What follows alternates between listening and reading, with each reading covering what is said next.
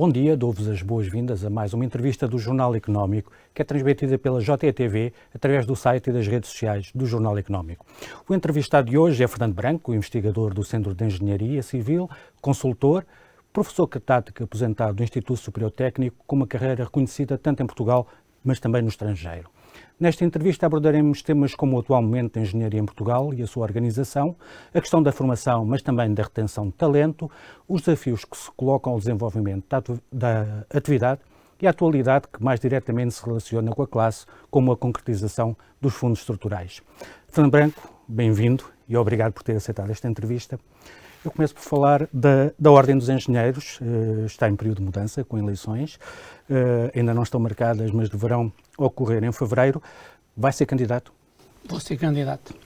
Depois de ter sido solicitado a isso durante mais de 2 anos, com a minha aposentação achei que passava a ter tempo livre para me poder candidatar, porque de facto é uma atividade a tempo inteiro. Quais são as bases, quais são os pilares dessa candidatura? Porquê é que se vai candidatar? Ok. Eu, como em todas as outras organizações a que já presidi, nomeadamente internacionais, a minha estratégia de atuação é sempre a mesma. Começo por identificar os problemas que eu sinto que têm que ser resolvidos na Ordem, e fiz isso falando com muitas pessoas, analisando documentos.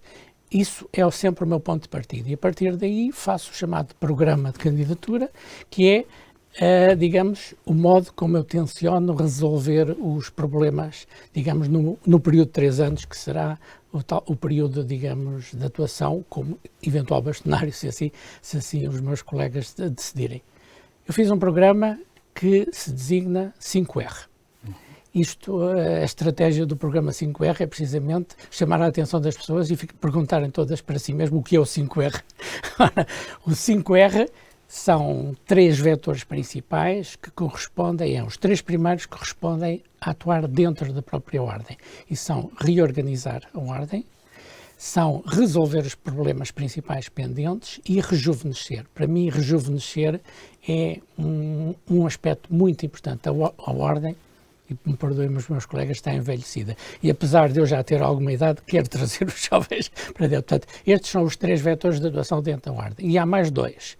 O outro vai ser revalorizar a imagem da Ordem no meio nacional.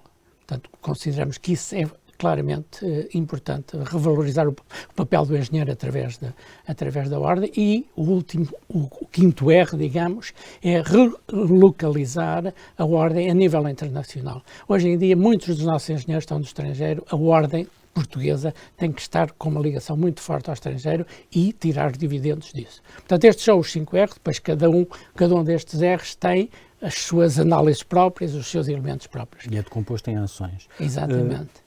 Fala em revalorizar a Ordem e o papel do engenheiro. Considera que o papel do engenheiro tem perdido poder ou relevância nos últimos anos? Tem perdido imagem, essencialmente. Vamos lá ver, nada, e nós temos em curso o PRR, nada se vai conseguir fazer sem engenheiros. Os engenheiros são os executantes, são os motores das realizações e muitas coisas têm ficado por fazer porque não envolvem devidamente os engenheiros. Portanto, os engenheiros são obrigatoriamente os executantes. Agora, eles habitualmente, e isso eu falo contra mim, habitualmente os engenheiros não têm a sua própria imagem valorizada. São executantes e ficam silenciados, digamos. E é essa imagem que eu quero claramente mudar. É um dos itens da parte da reorganização interna da Ordem, é claramente mudar a imagem da Ordem, mudar a imagem dos engenheiros face à sociedade. Como é que isso se faz? Como é que, indo um bocadinho mais longe na proposta, como é que, atuando, se altera essa percepção? Vamos lá ver. A parte de reorganizar tem várias componentes, porque nós temos, vamos lá ver, a Ordem, eu tenho que entrar um bocadinho em detalhe do modo de funcionamento da Ordem. A Ordem é um sistema cruzado em que tem regiões, que responde à parte administrativa, basicamente a direção tem uma região norte, Exato. centro e sul, Madeira e Açores, e depois tem os colégios, que são secundarizados na ordem. Isso é um dos aspectos que eu sou muito crítico, com franqueza. Os colégios é que são a verdadeira alma da ordem, o know-how está nos colégios. Portanto, o que eu quero, a minha primeira ação é revalorizar os colégios, as ideias dos colégios têm que ser postas à frente da ordem. A parte administrativa deve ser o suporte dos colégios e não o que se passa agora, que é o contrário. Portanto, eu claramente quero trazer os colégios, eu quero fazer uma coisa que até não digo que é anti-estatutária, mas não é normal estatutariamente. Eu quero que os colégios venham ao órgão executivo, que é o CDN, apresentar as suas propostas e sejam discutidas no CDN. Os colégios não têm assento no CDN. Portanto, eu quero, por convite, não posso violar os estatutos, trazer os colégios nas suas várias especialidades. Repare, eu tenho a minha formação de engenheiro civil, mas nós temos problemas das florestas. Não posso ser eu a discutir os problemas das florestas, porque não sei, mas fui buscar uma pessoa extremamente competente para a direção do Colégio de Florestas. E é ele que me vai ter que trazer ao CDN o que é que a gente tem que fazer. Portanto, esta reorganização, e é com esta imagem que a gente tem que se posicionar na sociedade e tem que apresentar as nossas propostas sem medo, mas sempre de forma independente, credível e construtiva, através de meios de comunicação como o seu, por exemplo. Pretende uma ordem mais interventiva ainda? Sem dúvida, sem dúvida. Porque nós, repare, a ordem, digamos no meu quarto R, que é a tal revalorização, tem que ser uma ordem para mostrar à sociedade, porque repare, os engenheiros trabalham para a sociedade. A primeira ordem que foi criada, que foi o Instituto Oficial de Engenheiros de Inglaterra, no fim do século XIX, o seu estatuto dizia que os engenheiros existem para servir a sociedade. E é o que nós temos que fazer. Agora, temos não só que servir a sociedade, mas mostrar que estamos a servir da maneira melhor. Portanto falta-nos essa imagem. Isso eu reconheço. E é algo que eu quero mudar. As eleições vão ocorrer num quadro em que se discute exatamente o poder das ordens profissionais e a capacidade que tenha de intervenção no espaço público. E existe, inclusive, uma proposta em discussão para a limitação da capacidade de atuação das ordens. Como é que analisa essa proposta? Bom, essa proposta tem vários vetores, ok? Um dos vetores prende-se, e repare que essa proposta foi feita para todas as ordens, não é só para a ordem dos engenheiros. Portanto, tem um vetor que não afeta em nada a ordem, que tem a ver com os estágios que algumas ordens impõem, ou digamos, aos jovens candidatos, sim, e que, inclusivamente, têm problemas de pagamentos, etc. Repare, nós na engenharia, praticamente neste momento, temos pluriemprego. Os engenheiros fazem os estágios já empregados e pagos pelas empresas, portanto, não temos problemas com a parte dos estágios. O problema prende-se com outra parte que se vai referir, que é a criação de um órgão mais ou menos autónomo, ainda não percebi bem até que ponto é autónomo, que quer controlar a ordem. E aqui, aliás, é muito curioso, só para ver, que esse órgão, uma das coisas que diz, é que passa a controlar a admissão de candidatos estrangeiros. Bom, eu estive a presidir ao Conselho Europeu de Engenheiros Civis e nesta linha leio precisamente o que Bruxelas diz. Porque eu já tive esta luta em Bruxelas aqui há 3 ou 4 anos. Porque Bruxelas tem uma posição que até se percebe, que quer que todos os profissionais possam circular na Europa à vontade. E, portanto, a ideia deles é um engenheiro civil da Bélgica ou de outra coisa qualquer, chegar aqui e trabalhar à vontade. Bom, eu na altura tive uma guerra, porque eu era o presidente do Conselho Europeu, tive uma guerra com Bruxelas, que eu posso dizer que até ganhei, que o problema que existe é que o engenheiro civil em Inglaterra não é igual ao engenheiro civil em Portugal. Nós, os países, essencialmente do Mediterrâneo, têm uma formação muito abrangente. Quer dizer, um engenheiro civil aqui, por exemplo, todos os engenheiros civil, porque é, digamos, a solução que conheço mais, sabe fazer desde estruturas, análise sísmica, etc. Um engenheiro inglês é um engenheiro de perfil estreito. E, portanto, se um engenheiro de perfil estreito vem para Portugal, teoricamente pode fazer coisas que não sabe. Bom, isto terminou tudo, até curiosamente, com 2 decisões em tribunal em Espanha, e a situação atual é que a circulação é possível, mas um estrangeiro para exercer em Portugal tem que ser analisado o seu currículo e saber Exato. O que é que ele sabe fazer. Ok, pronto. Agora, este órgão, se este poder de análise sai da ordem e passa para esse órgão, eu tenho algum receio, até por uma razão muito simples. Esse órgão vai ter só 6 pessoas. A engenharia tem 12 especialidades. Portanto, de certeza que há 6 especialidades que não há lá ninguém que saiba do assunto. Portanto, como é que vão aprovar o currículo de uma pessoa que nem sabe o que é? Portanto, eu acho que ela ainda vai ter que levar uns toques. O outro aspecto de que se pode falar é aquilo que eu disse, que é a posição da Ordem, que tem que ser uma posição face à sociedade, de independência, construtiva, de ajuda da sociedade. E se nós estamos a falar de uma posição de ajuda da sociedade, é uma posição de ajuda do governo. Portanto, esperemos que esse órgão não seja para controlar, porque então, nesse caso, temos que ir para a guerra. Portanto, obrigado. Nós vamos só interromper por um breve intervalo. Voltamos já de seguida. Estamos de volta à nossa entrevista com Fernando Branco.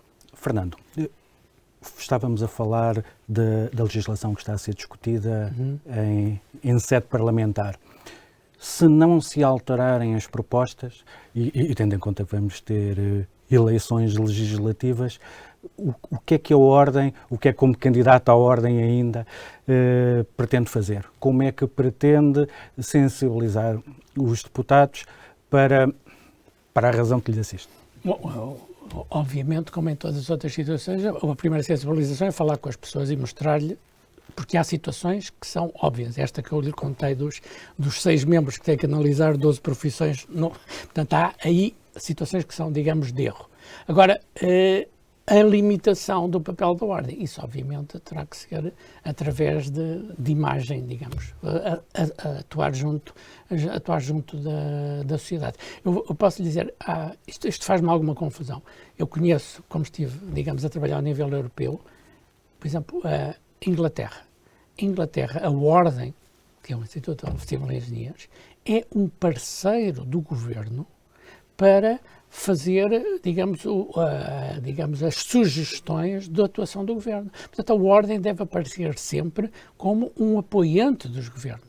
A Ordem não pode decidir nada, mas pode sugerir documentalmente, digamos, com meios comprovados, quais são as melhores opções do governo.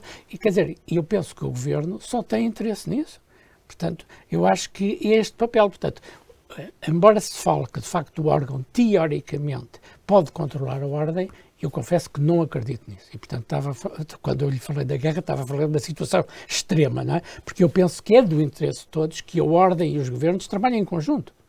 Mas acha que em Portugal falta essa relação entre o governo nas necessidades que tem e as ordens profissionais, nomeadamente, neste caso, ordens de Para ser honesto, acho que sim.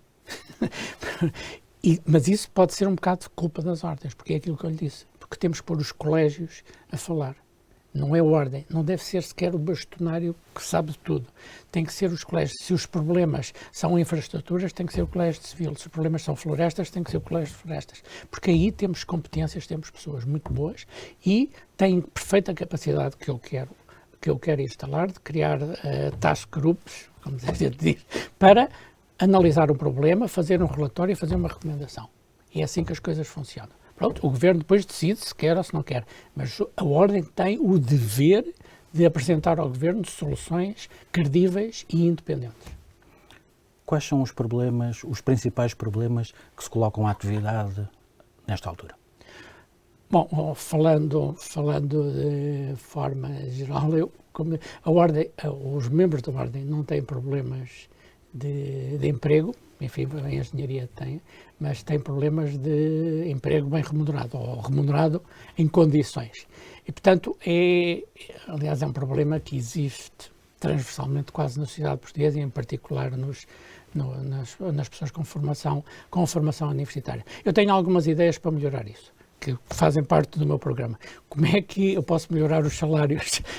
É algo, digamos, que tenho que falar em vários tópicos, mas se quero, posso avançar. Vamos lá ver.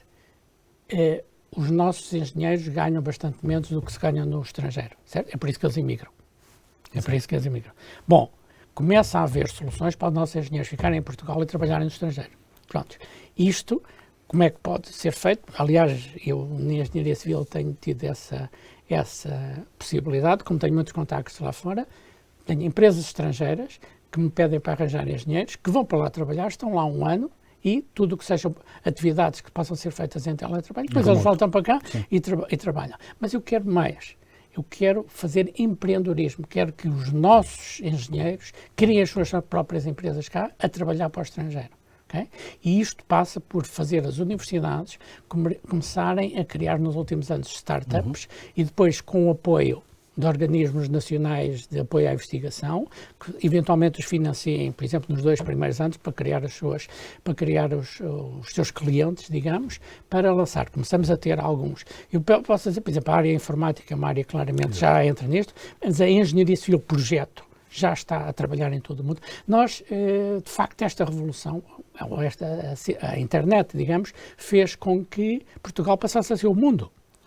E, portanto, a pandemia acelerou as tendências. Ainda por cima a pandemia acelerou. Portanto, nós temos que passar a trabalhar no mundo. E se trabalharmos no mundo, temos os salários do mundo. E, portanto, é uma maneira de subir os nossos salários. Depois, há outro aspecto, a nível nacional, que não sei se quer que eu fale já, que tem a ver com o Código da Contratação Pública. Temos de ter uma volta. E que também permite subir os salários. Antes da pandemia já se notava alguma escassez de talento, falou na área das tecnologias de informação, mas noutras áreas também mais técnicas isso verificava-se. Com esta globalização, aliás, de que estava a referir, haverá tendência para se acentuar essa escassez. Como é que as organizações em Portugal conseguem competir, estando tão expostas ao mercado internacional, como agora estão com essa possibilidade da globalização do trabalho? Sim, é verdade que nós começamos a ter falta de engenheiros. Eu vejo, porque o primeiro sítio onde as empresas querem ter um engenheiro é ir à universidade pedi-los. E os pedidos chovem todos os dias. Portanto, começamos a ter isso. E sei que já começamos a importar engenheiros de países tipo Índia ou países que têm uma formação razoável, enfim, e que vem para cá. Aliás, isto que nos está a acontecer em Portugal já aconteceu na Europa há bons anos, não é? Portanto, e que, obviamente, que eles preferiam portugueses do que outros países, porque, enfim, confiavam na nossa formação. Já agora, fazendo aqui o parênteses, a nossa formação é muito boa. Portanto, embora, mais uma vez, nós não andamos nos jornais, mas posso lhe dizer que, por exemplo, o curso de Engenharia Civil do Técnico, este ano, é o segundo melhor curso europeu por um dos rankings internacionais, não é? E é um ranking de uma universidade. O curso de Engenharia Naval, habitualmente, é o primeiro ou o segundo a nível europeu. Portanto, a nossa formação é muito boa e é reconhecida na Europa. Um reconhecimento que depois também vai fazer com que haja mais problemas, porque a competição é maior. Exatamente, mas está a ter um aspecto curioso, que é trazer alunos do estrangeiro para cá. Por exemplo, nós estamos neste momento claramente a importar muitos estudantes brasileiros. Portanto, estamos a compensar a falta destes engenheiros secundários já com estudantes estrangeiros. Repara, o mercado funciona assim, não é? Agora, se nós temos boa formação, isso é o primeiro chamariz para resolvermos o problema, que é trazer alunos ainda, formá-los cá, que depois tendem a ficar cá. Não é? Estamos a falar na formação e há duas questões na formação. Uma é a oferta. A oferta de cursos de engenharia é relativamente limitada, mais fácil de desenvolver novos projetos do que noutro tipo de competências, por um lado. Por outro lado, ainda é uma área em que o pós-Bolonha e o pré-Bolonha ainda não está completamente normalizado e tem algumas questões sobre isso. Como é que olha para essas duas partes fora da excelência da formação? O problema está resolvido, mas há pessoas que não querem resolver. Basicamente, o que se passou foi, antes de Bolonha, os engenheiros tinham um curso de 5 anos e chamavam-se licenciados. No pós-Bolonha tem um curso de 3+2 e chamam-se mestres. Os cursos são quase iguais. Em que é que não são iguais? É porque no pós-Bolonha, no mestrado, tem que se fazer uma tese. É a lei, uma tese de uma dissertação. Ora, o que a nível das universidades se fez foi, sim senhora, um aluno pré-Bolonha, portanto os antigos licenciados, vem aqui à universidade, a gente dá-lhes equivalência a todas as cadeiras, em vez da tese fazem um relatório de uma atividade, malta são pessoas que já têm uma atividade profissional e a gente dá-lhe o título, mas tem que pagar a propina. E o problema está só nisto. O problema está só que há pessoas que querem ter a reconhecimento automático sem pagar a propina. É lei. É por isso que eu digo que o problema está resolvido. As pessoas ou querem pagar a propina ou não querem, porque em termos legais o problema está resolvido. Para mim não é um problema. Enfim. Na questão da oferta, é Sim. possível alargarmos a oferta? É viável termos mais universidades com mais cursos de engenharia? Tenho de falar das várias engenharias. Há engenharias que sim, e há, por exemplo, a engenharia civil neste momento não consegue encher nas várias universidades. Também porque cresceu muito no período áureo da engenharia civil, cresceu muito, e portanto neste momento... E tivemos uma crise prolongada. Exatamente, e portanto neste momento temos muitas universidades /politécnicos que não enchem, que têm poucos alunos. Portanto aí não é preciso crescer. Agora há outros setores em que podemos crescer. Mas isso prende-se também com outro aspecto, que também está no meu programa, é que nós temos que tornar a engenharia cool. Temos que tornar a engenharia apelativa para os jovens. Eu tenho um programa em que, mesmo ao nível das delegações regionais, a Ordem tem várias delegações regionais, eu quero pôr um engenheiro em cada escola secundária. Pôr no sentido de visitar, periodicamente, mostrar as vantagens numa fase inicial das tecnologias, e depois, numa fase tipo 12º ano, mostrar o que é um engenheiro civil ou uma profissão dessas. Nós temos que ir buscar digamos, tem que se atuar ao nível do secundário para convencer os alunos que a engenharia é cool. E eu considero a engenharia cool. Só o único problema é, mais uma vez, a imagem. Nós não mostramos o que sabemos fazer, nós não mostramos que somos cool. Portanto, continuamos já a seguir, vamos só interromper. Voltamos já de seguida para a terceira parte da nossa entrevista. Estamos de volta para a terceira parte da nossa entrevista com Fernando Branco. Fernando, vamos ter um período de desenvolvimento de obras públicas por causa do PRR e dos fundos estruturais.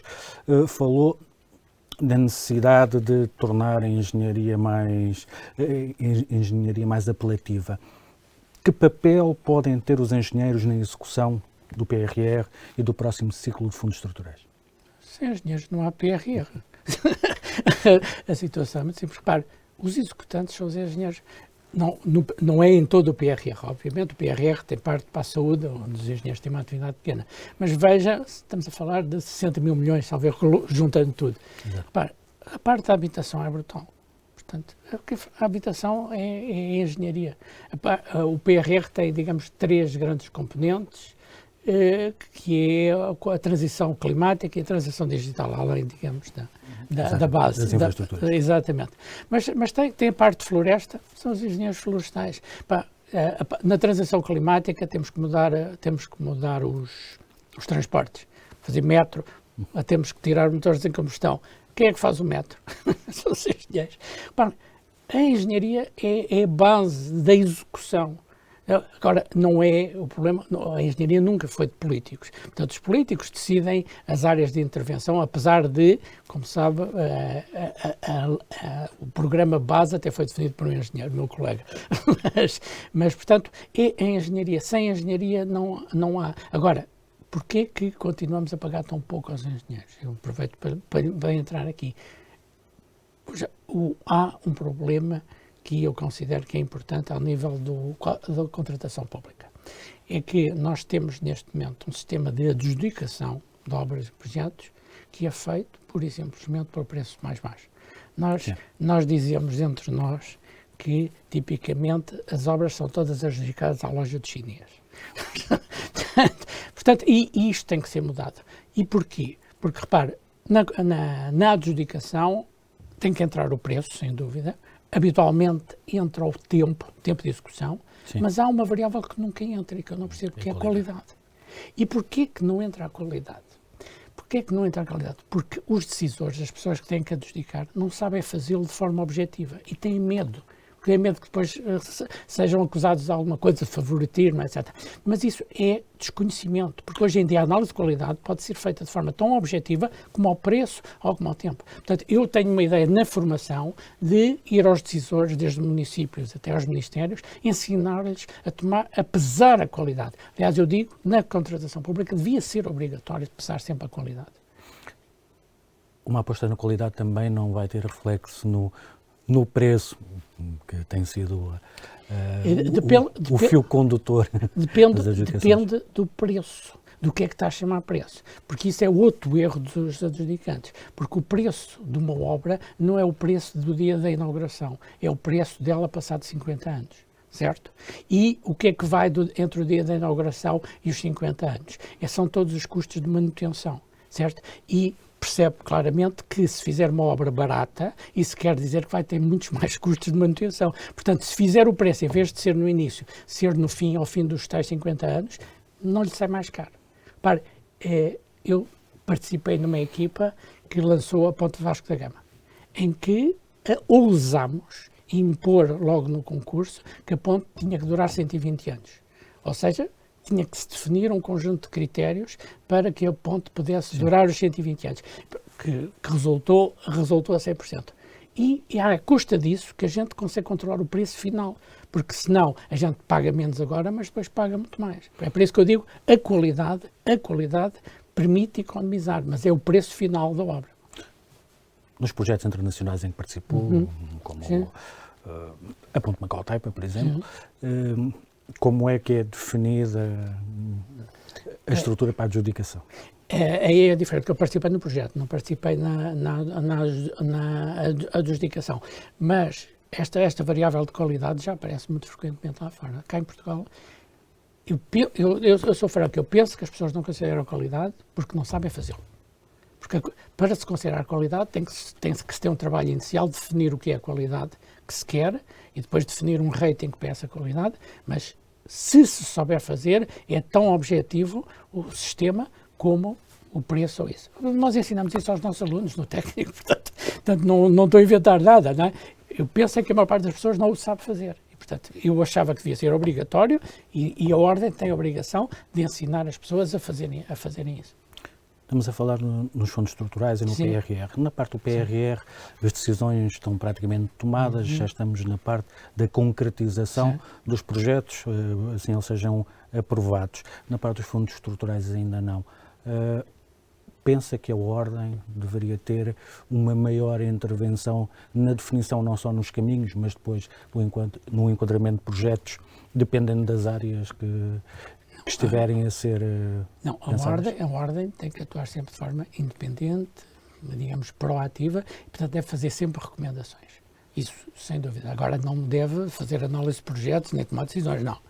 Mas a Ordem deve ser construtiva. Especialmente deve mostrar à sociedade os parâmetros que devem ser analisados, o que é os prós e os contras das decisões. Mas depois é o Governo e a sociedade que decidirá. Mas no quadro da tal relação mais próxima, como parceira do decisor político, deveria ter outra intervenção?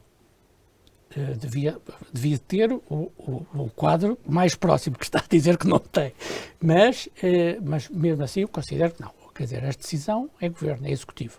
A Ordem não é um órgão executivo, mas é um órgão de consultoria de alto valor técnico. E é isso que deve sempre ser participar. Exatamente, é nesse sentido.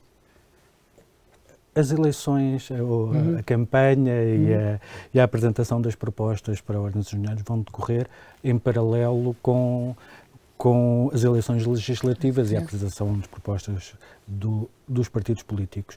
Eu perguntava-lhe como é que analisa este momento de maior instabilidade, visto que vamos ter fundos estruturais e vamos ter a necessidade, lá está, de decidir. Como é que analisa este momento? Eu penso que, vamos lá ver, as grandes linhas de ação estão definidas, os PRRs, etc. Portanto, agora, eu espero que, ou seja, já não depende tanto do Governo as adjudicações. Portanto, espero que, digamos, os vários órgãos, os vários ministérios, os vários diretores gerais que têm que gastar estes fundos, ou seja, que têm que lançar os concursos, não parem. Não é? Portanto, esperemos que isto não corresponda a uma interrupção da atuação dos elementos do Governo, digamos, não é o Governo diretamente. E, portanto, esperemos continuar, porque os engenheiros estão cá prontos para trabalhar. Não é isso que está em causa. Agora, eu digo, mas lancem concursos que peçam qualidade. Até porque isso permite que, de facto, eu tenho colegas, por exemplo, sei lá, da Refer, coisa, que se queixam claramente de empresas que ganham concursos só pelo preço e depois a qualidade é terrível. Portanto, acaba por se pagar, digamos, a falta de qualidade. Portanto, a palavra qualidade é uma palavra que tem que passar a integrar os concursos públicos. Falávamos na escassez, por um lado, de capacidade nesta área. Já há poucos engenheiros em algumas áreas, poucos engenheiros disponíveis, mas, por outro lado, temos uma necessidade absoluta por causa da concretização dos fundos. Teremos capacidade técnica para executar, dado a situação política, dado o quadro temporal estreito em que é preciso concretizar as obras? Quer dizer, se pergunta se as empresas portuguesas têm capacidade, eu confesso que tenho alguns receios. Agora, se pergunta o país tem capacidade, se calhar vai ter que se recorrer a algumas empresas estrangeiras, não é? Para ter capacidade para concretizar todo o programa de ação. Mas é uma pena as empresas portuguesas. Repare que com esta crise que a gente sofreu, houve, ao nível do projeto, estou falando só na engenharia civil, que é, digamos, a área que conheço melhor, houve imensas empresas de projeto que pura e simplesmente desapareceram, e das grandes empresas de construção também muitas desapareceram.